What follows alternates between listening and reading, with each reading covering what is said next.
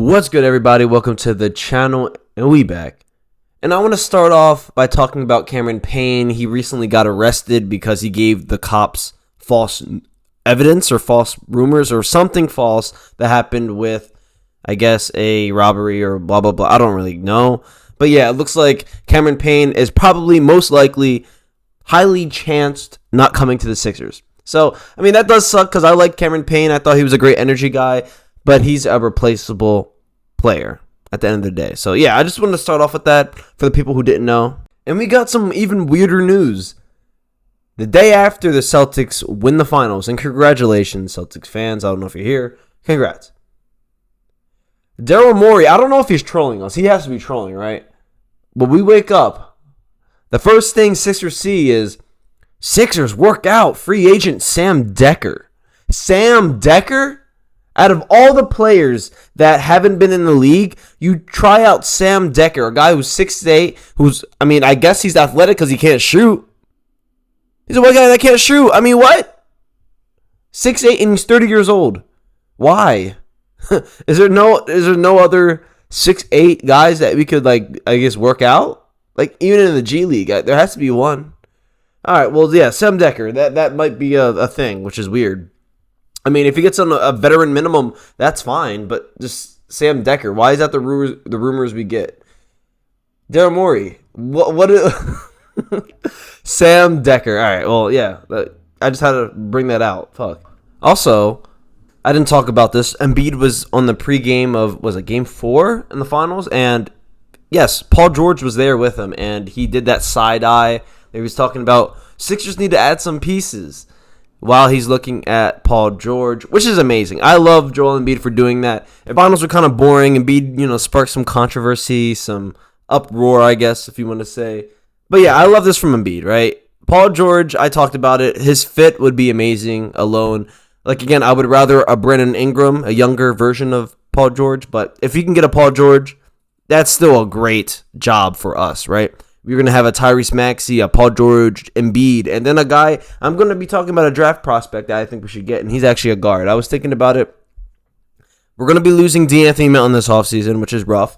We're not going to be able to re-sign Cameron Payne. And Kyle Lowry is actually, we're not the front runners to re-sign Kyle Lowry, which sucks, because I thought he was going to come back no matter what, but it's looking like he's probably going to go to the Clippers, and there's a few other teams that are giving him a lot of interest. So that does suck.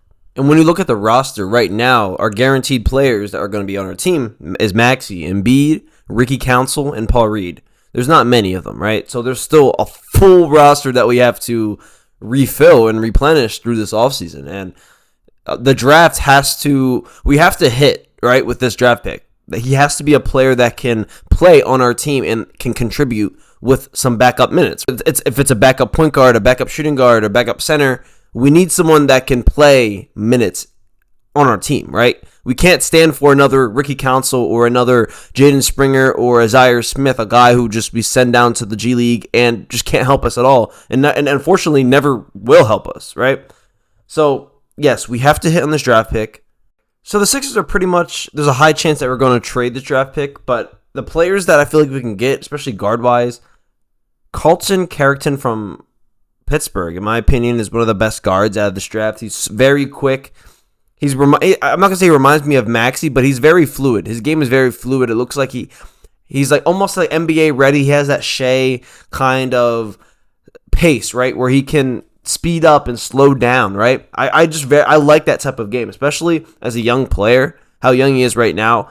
More experience in the NBA obviously will help him even grow, but I think this guy can be a future all-star, right? I feel like he can be putting up 15 points a game type of player. And also, you never know, right? Guards can develop into a passer, can develop into a scorer, or even defensive player, right? So there's still many ways that his career can go. He has 6'8" wingspan at 6'3". He's a very lengthy guy for his size. I think sky's the limit for him. And we do need some guards, right? We need a backup or even a shooting guard, right? We do need some guards to fill out this roster. D-Melt is not coming back. Cameron Payne's not coming back. And Kyle Lowry's not coming back. We need to fill out this roster as soon as possible. And there's also another guard I want to talk about, and that's Rob Dillingham. I think that's another athletic guard we can get. This guy, obviously, Kentucky. Kentucky does not miss with their guards. Tyrese Maxey's from Kentucky.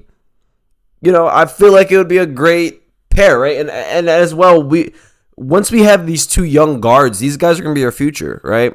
We're going to build around these guys. So, any guard out of these two guards, whoever we get, I feel like they're going to become a great player. Tyrese Maxey, having Tyrese Maxey already an all-star, right? Who's going to be helping you, teaching everything that he knows. Same with an Embiid, making the job easier for that young guard. I'm loving this pick. I think we should get either of these two if they're available. But again, there's a high chance that we're going to trade this pick for a veteran type of guard or even veteran player. But we'll see what happens. Time will change. Let's just hope Morey makes the right decision. But yeah, that's going to be it for this video. If you enjoyed the video, drop a like, subscribe to my channel, and I'll catch you guys on the next one. Peace.